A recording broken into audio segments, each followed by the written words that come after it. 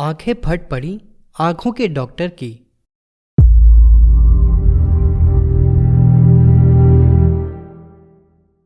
वर्ष 1963 की घटना है।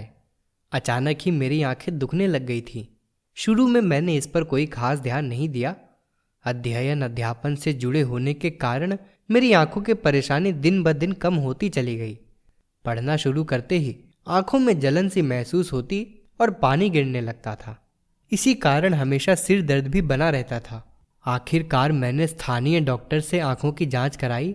डॉक्टर ने बताया कि आंखों से ज्यादा काम लेने के कारण ही ऐसी स्थिति बनी है। आंखों को अधिक से अधिक आराम देने की सलाह के साथ उन्होंने कुछ दवाएं लिख दी, लेकिन उन दवाओं से कुछ लाभ नहीं हुआ। धीरे धीरे देखने में भी दिक्कत महसूस होने लगी।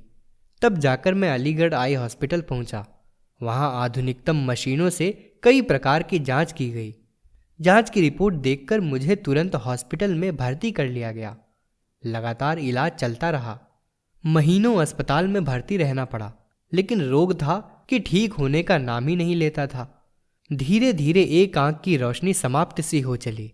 इलाज करने वाले डॉक्टर भी हिम्मत हार चुके थे। जांच की प्रक्रिया फिर से शुरू हुई।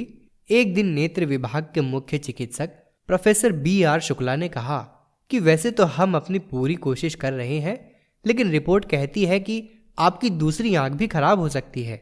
उनके ये शब्द सुनकर मुझे काट मार गया। बहुत कुछ कहना चाहकर भी मैं कुछ बोल नहीं सका।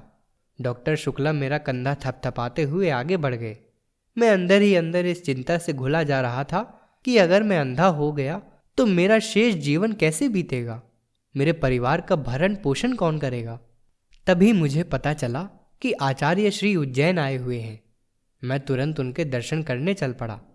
उनके सामने पहुंचा तो उन्हें प्रणाम करके मैंने अपनी व्यथा सुनाई। सारा वृत्तांत सुनकर गुरुदेव ने मेरी ओर गहरी नज़र से देखा और कहा, तेरा डॉक्टर क्या कहता है यह तो मैं नहीं जानता, पर मैं कहता हूं कि तेरी दूसरी आंख खराब नहीं हो सकती। पूज्य गुरुदेव के इस आश्वासन से मेरी आंखें डबडबा गईं। मैंने उन्हें डॉक्टर का पर्चा दिखाया, दवाएं भी हाथ में ही लिए था। मैंने कहा, गुरुदेव ये सब? गुरुदेव ने मेरा आशय समझकर कहा, तेरी मर्जी, रखे रख, फेंके फेंक दे। उनकी बातों पर विश्वास न करने का कोई प्रश्न ही नहीं था। मैंने उसी वक्त डॉक्टर का पर्चा फाड़कर फेंक दिया। तब से लेकर आज तक मैंने कोई दवा नहीं खाई। आज भी मेरी आंख की रोशनी बनी हुई है। आश्चर्य तो यह है कि युग ऋषि के उस आश्वासन के बाद मैंने दिन रात एक करके PhD तक पूरा किया। इस बीच मैं अलीगढ़ जाकर प्रोफेसर शुक्ला से मिला। आंख की हालत सुधरती देखकर उन्होंने मुझसे पूछा, भाई तुम कौन सी दवा ले रहे हो, किस डॉक्टर का इलाज चल रहा है? मैंने कहा, दवा लेना तो मैंने कब का छोड़ दिया है। भगवान सरीखे मेरे गुरुदेव ने मेरी आंखों की जाती हुई रोशनी वापस लौटा दी है। अब मैं पढ़ाई लिखाई ही नहीं, बारीक से बारीक काम भी बड़े मजे में कर लेता हूँ। पूज्य गुरुदेव के इस अद्भुत अविस्मरणीय अनुदान की बात सुनकर डॉक्टर शुक्ला आश्चर्यचकित रह गए।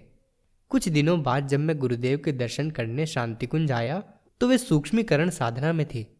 इस दौरान आचार्य श्री से सामान्यतया परिजनों का मिलना संभव नहीं रह गया था, किंतु फिर भी वंदनीय माता जी ने मुझ पर विशेष कृपा करते हुए मुझे पूज्य गुरुदेव से मिलने भेज दिया। उन्हें प्रणाम करने के बाद मैं कुछ कह पाता उसके पहले ही वे बोल पड़े, कैसे हो कर्मयोगी, तुम्हारी आंख ठीक है ना? मैंने कहा, गुरुदेव यह रोशनी तो आपकी ही दी हुई है।